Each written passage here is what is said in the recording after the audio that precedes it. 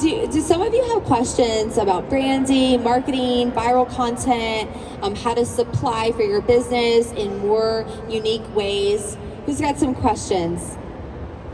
Did we cover every single thing? Got a hand in the back? Do we have a mic for him? Oh, right there on the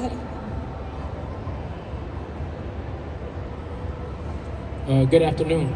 Hi. I was just, I had a question in regarding to content strategies. So is there anything that you do to like plan for the future? Is like, do you have, do you need to make 100 videos and then go through these to see, okay, narrow it down before I post this month, these 30 videos? Or how many content ideas do you try to generate each month or each week or anything like that? Great question. So my philosophy and what I've learned being a content creator is a little bit different than the traditional social media marketing advice that gets pushed out. My belief is that great content is made before it's shot. And you can't out-strategize bad creative. So you can try, a lot of people might just film videos and then try to zhuzh them up on the back end, and that is a way, and sometimes it works for people. And I've heard people tell me, oh, you have to post 700 videos before something goes viral. That has not been my experience, and that hasn't been our clients' experience. But there is a methodology, right? Like depending upon if you want to be a full-time content creator and that's the only thing that you're doing and you love it, then make as much content as you want and post as much as you can, as long as you're being intentional about how you're engineering the content, right? So if we're thinking about the user experience, how are we grabbing attention? How are we sparking emotion? How are we creating a curiosity gap? How are we setting up the story arc to keep them watching? Right, because that's the goal. Every platform wants you to have the viewers stay on the platform longer. So they're going to reward content that has a long watch time. So if you're able to do that at scale, you can make as much content as you want all day long.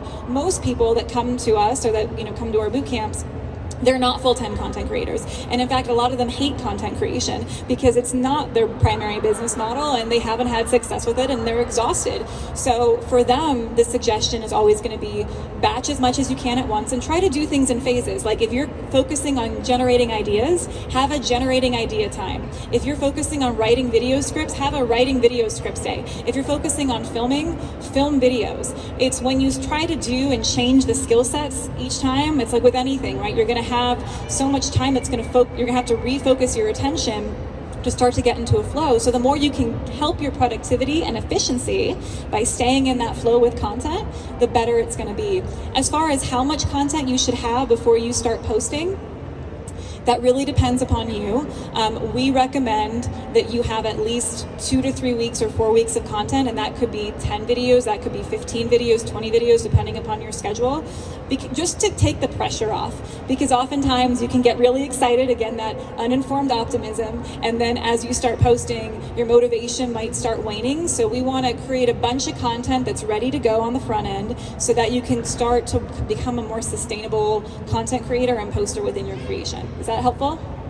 Awesome. Hilary, I love what you said about batching it and then switching gears, because I think that's a big thing, right? We all know to batch, and I love that question. But then it's like, well, how do I switch gears back and forth? And for me, if I'm in spreadsheets, I can't be creative. So I need like some space to breathe. And then I'm like, oh, I can create a lot of content here. I feel really inspired here and I'm ready. But if I'm like going back and forth, it gets really exhausting. I'm like, wait, where was I in the first place? So I love that thought of film all the content and then I'm in an editing day, and I like that. I'm going to actually apply that in my calendar. We have another question. What is the best method for filtering spam?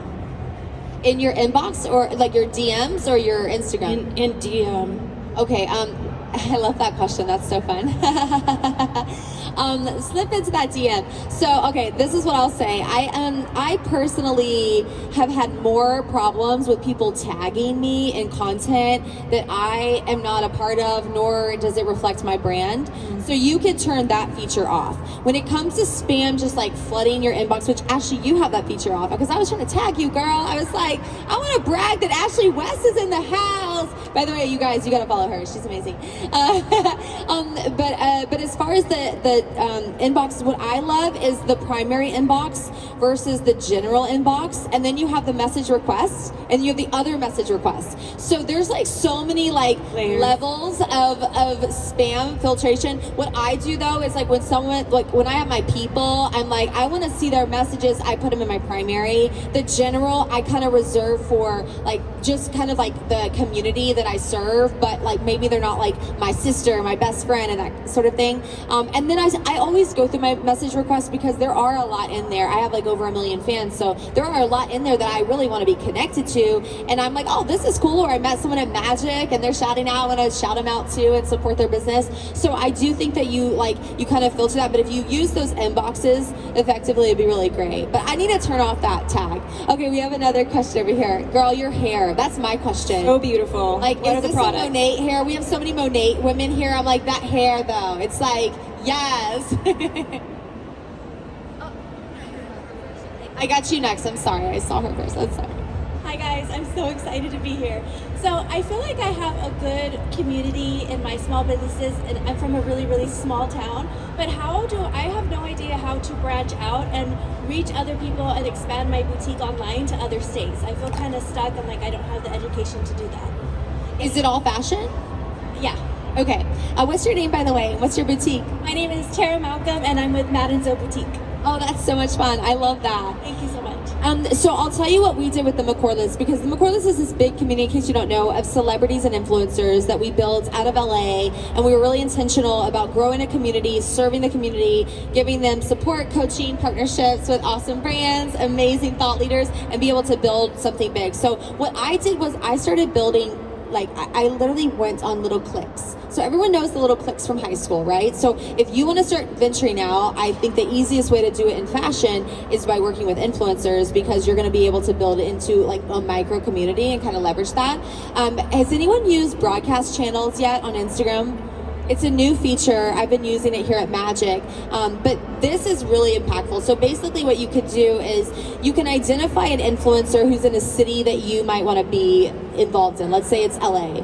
And you find that person who is popular, has that voice, and then you start looking who their community is, like who is their clique, who are their best friends, who are their people. And then what I love to do is host a physical event, like a little photo shoot, happy hour situation like we're gonna do after this, y'all. I promise mimosas.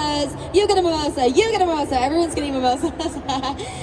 But I love to do like a photo shoot moment, grab some champagne, do some giveaways, and then invite all their friends. And the reason I do that is because if I told you, hey, are you gonna go get mimosas? Oh, yeah, I will, right? Because you heard so many people talk about it, it sounds like something cool to do. Now, if there's like one loner who you're not like really vibing with, and they're like, are you gonna go? You're like, actually, no, right? She's trying to get the spam out of her inbox. She's like, no, thank you. But if you look at one person, you're like, where's Rachel? And then Rachel's friend's Ashley. And then who's Ashley's friends? And you start to find like 25 people. You build your little LA list, and then you build your Dallas list, and you start working with them, connecting with them. And then you're like, hey, I'm doing a party. Would you want to come out? I think just really thinking about like how you can bring value to them. And when you're engaging influencers, the cool thing about it is it's a cred builder, right? It builds your credibility in a totally new network, right? So if you're having a party and then they see all these pictures of an influencer that they love and follow, maybe a celebrity or someone came through, they're seeing all this fun stuff happening, they want to know what you're doing, and that's a great way to do it. Does that connect for you? Do you guys have anything to add? I just say on the content side, I don't know what your strategy is currently, or if you're on any of the social platforms. Again, the algorithm, when it's looking at your content, what it's trying to do is figure out who wants to see that content. And so it's looking at what's the visual, what's the text, what's the description, what's being said, what's the music, what are the captions that are on the screen. And it's trying to figure out, okay, this is a dress, or this is some jewelry, and it looks like this person maybe is in Southern California, and so I'm gonna go find other people that might enjoy this based upon what the algorithm knows. And so again, if you're able to be hyper specific on the type of content that you're creating, and you know who you're creating it for and you're engineering it for that person, the algorithm's going to be able to help you to serve it to a wider and wider audience. You don't need a large following to start having videos or start having content perform well, because the algorithm's going to try to figure out where to place it based upon the content itself. So if you're able to be more hyper specific about the need there, you're going to probably see more growth as well. Okay, and then I know you had a question up front as well. I love your sunglasses. Thank you. Such a diva. Beautiful. Thank you. My name is Tubo, and I own a fashion brand from Nigeria. I have a few questions, but I would want to start explaining. So, you guys have spoken a lot about TikTok, but I personally feel like the app doesn't like me. So I post a video on Instagram, and I can get as much as like 1 million views, 4 million views, 13 million. I've gotten up to 13 million views on Instagram. Awesome. Somebody will take the same video that I've put on TikTok. So the last video I posted on Instagram, it had about 2 million views. Someone took that video, put it on TikTok. I put it on TikTok. I didn't even get up to 1,000 views. And it's trending on somebody else's page. So how do you sort of explain how my own video with my face is trending on somebody else's page, but then it's not trending on my page? I find it really annoying. So I just feel like the app doesn't even like me. Like, how do I even stay consistent? Like, the video is currently trending on her page, and people are asking, oh, who's this? Where did she get this dress from? And, you know, all of that. Now, that's one question. The second question is, I don't necessarily like to create content, but I just felt like people really like to see my face. And no matter the kind of influencer that I use, as I said, I really get like millions of views, you know, hundreds of thousands of views. And I use influencers because I'm trying to expand my reach, and I'm not trying to litter the whole page or the whole with my face. I'm not trying to make it look like everything is mine. Like, I'm trying to have people or customers or potential customers see themselves with like different faces or, you know, different body types or whatever.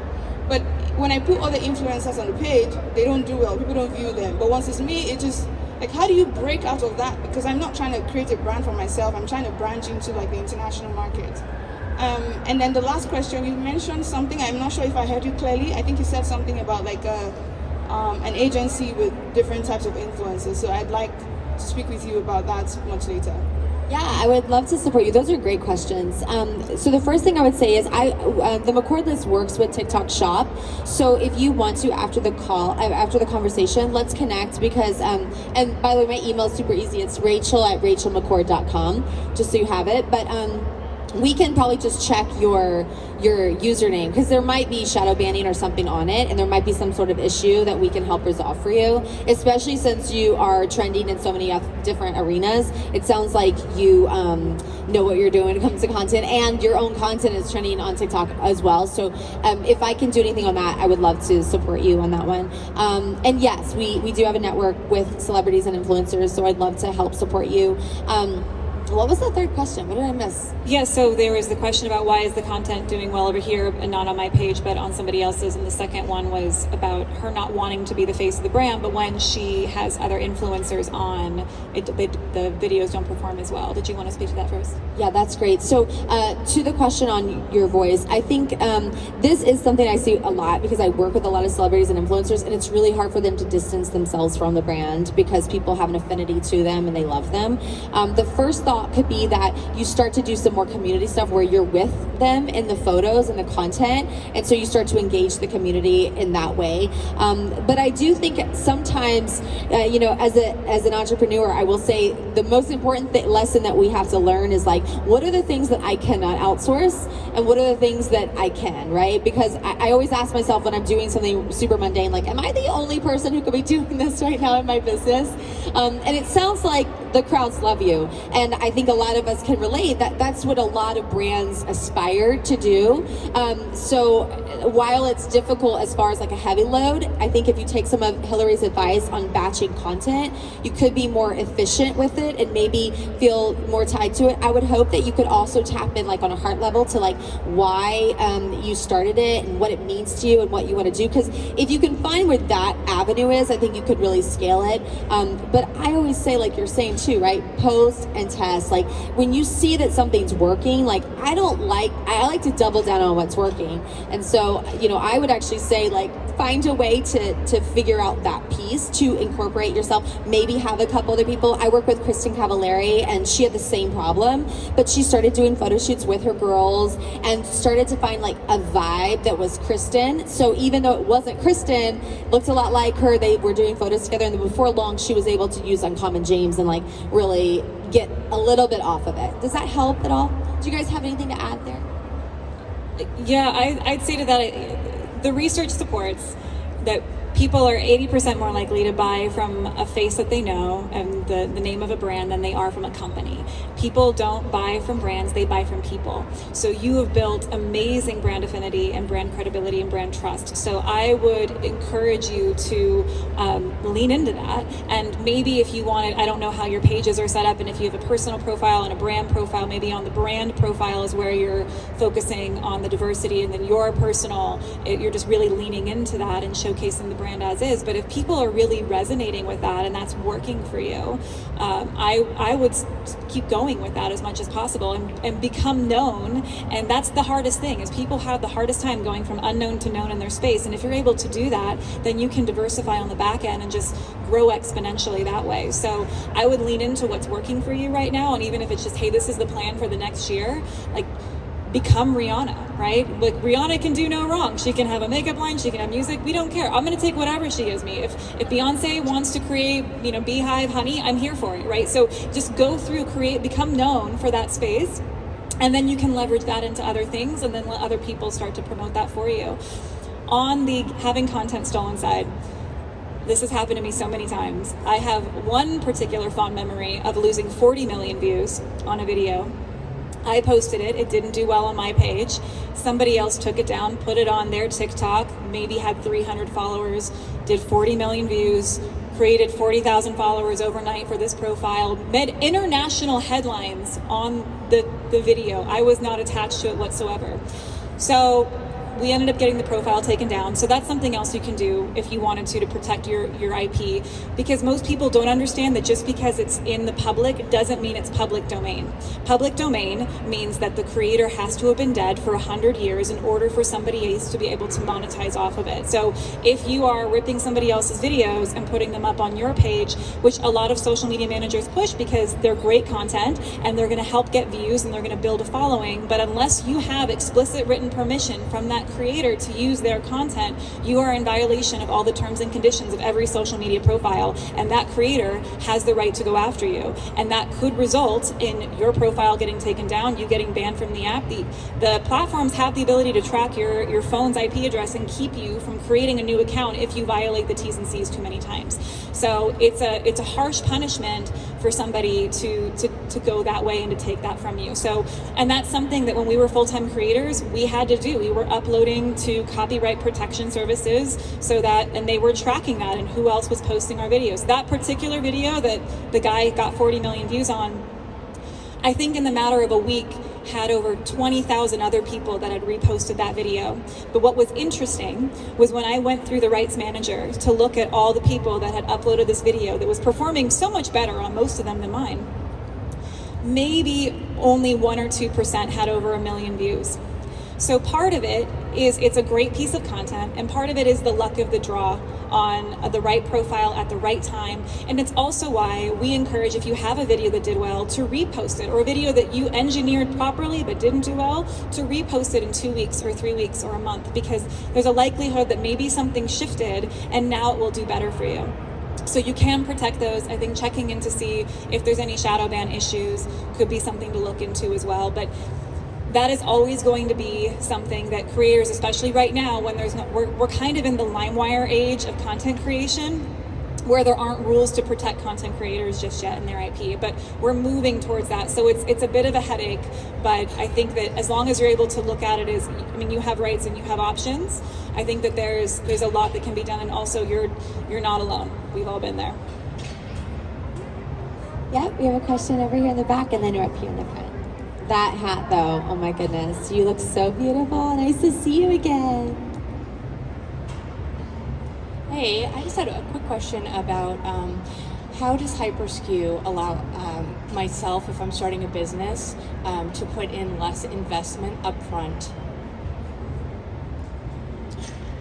Yeah, so depending on where you're selling, whether it's live selling or on a Shopify store, for example, we can drop ship all of those products. So if you're doing apparel, for example, you're not necessarily going to have to pay for that product until it sells on your site.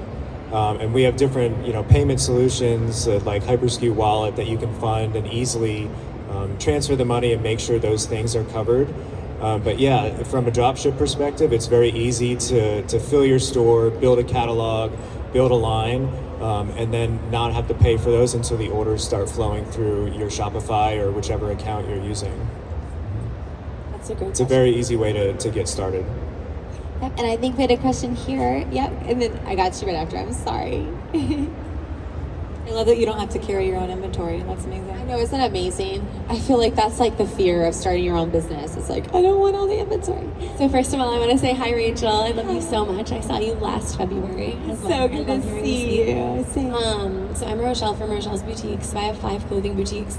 So I was listening to what you said, and 100% agree with what you said about you want to be the professional in your own business. Like, I'm so passionate about everything that I do.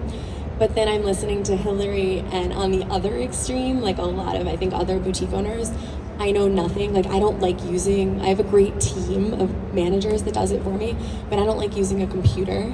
I don't like going on Instagram. I don't like doing, like, I have 2 little girls. Like, I would rather just, like, have fun with my kids and, like, be on the beach, like, you know what I mean? Like, doing that kind of stuff.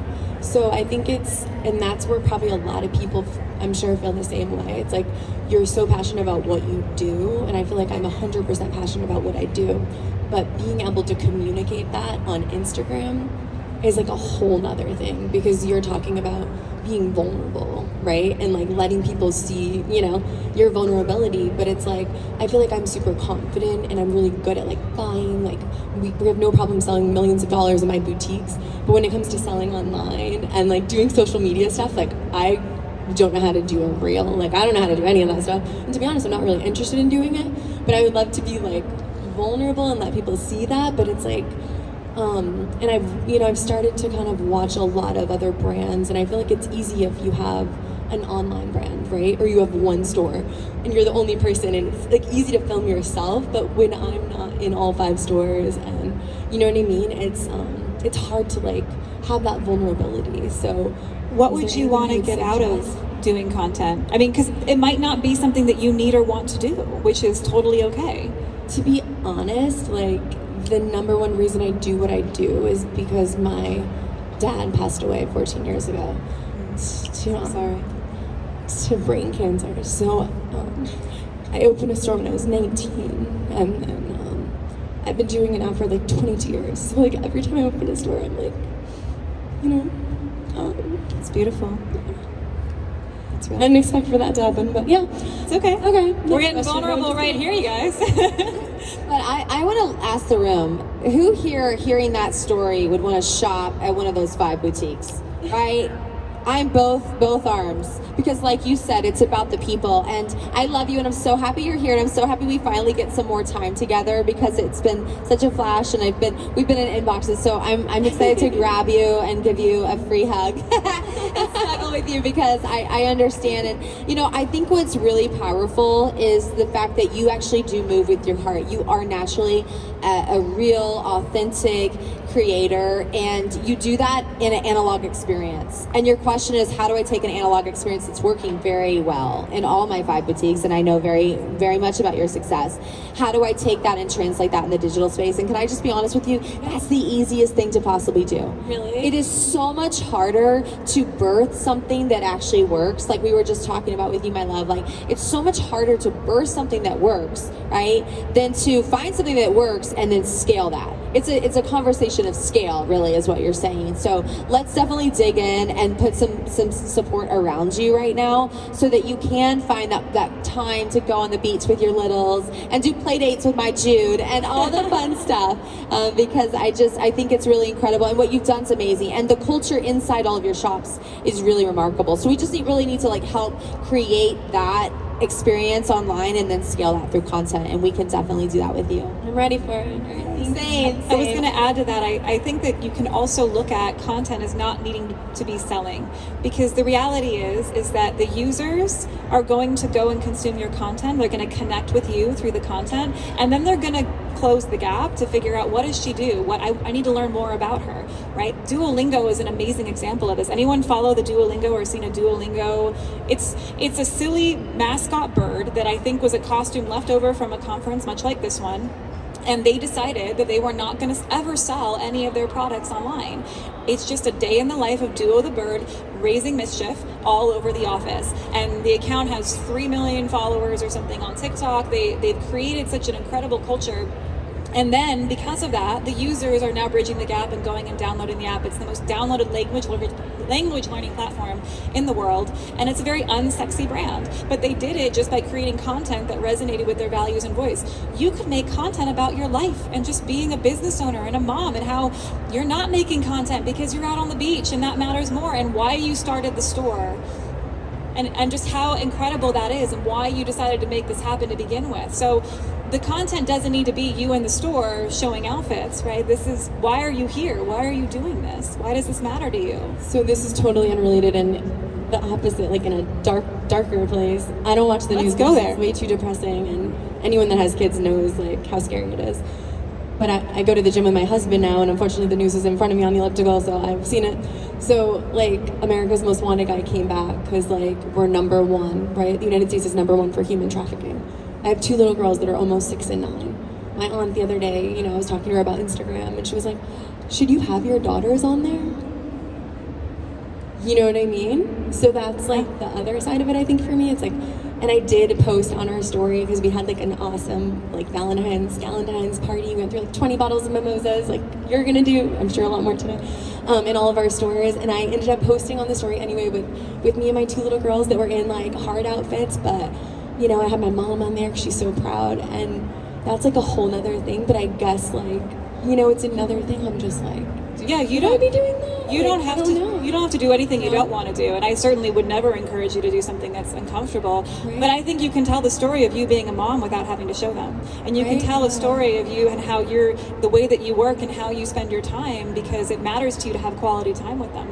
There's ways that you can connect with people without having to parade them through having your life be exactly. Like on there. I think that's the part that is probably another little thing. It's like you don't want to really necessarily throw your kids up there either. Yeah, I think Rachel can definitely help with that and making sure that you've got the right support for the right strategy if that's something that you want to do. But it sounds like you've got an incredible business already, which is fantastic. Amazing. Okay, we have time for one more question, Julie. I know you've been waiting patiently, and then don't worry, guys. We'll be upstairs for mimosas, gift bags, hugs, and more questions and collaborations. Let's network together and grow our businesses. Are you ready up front? Yeah, I just wanted to kind of piggyback off of this one girl's question regarding nowadays with the Instagram and TikTok and reposting. Is there any site that we can go to kind of look into more, like, if we're at an event and you can't, say if you have a celebrity or a brand or reposting it, and like you said, I think you can come back and it circles back around. There's no hard rules quite yet, but then there is there any place that we can go to kind of find out what those stipulations are? For the rules, do you want to speak the terms and conditions for the platforms? Yeah, so you can go and read at any point in time. Every single social media profile has available on their website the terms and conditions of being a user. And so this was the really boring part of being a creator, was going through probably once a month and just looking to see what types of content are allowed, what types of sharing are allowed. I mean, the biggest too long didn't read is just if you have to download someone else's video and you re-upload it and you're not editorializing it in some way, you're not making it your own, then that is copyright infringement. So, and it's the same thing if you can't use a movie for more than 6 seconds of a movie without that being copyright infringement, right? So if you're taking it and you're making it a news segment or something, or you're stitching it, or you're using a feature within the app to create new content based upon someone else's content, that's allowed. But the terms and conditions are readily available for anybody. It's not the most fun read if you have insomnia. It's a great thing before you go to bed, but that's always available.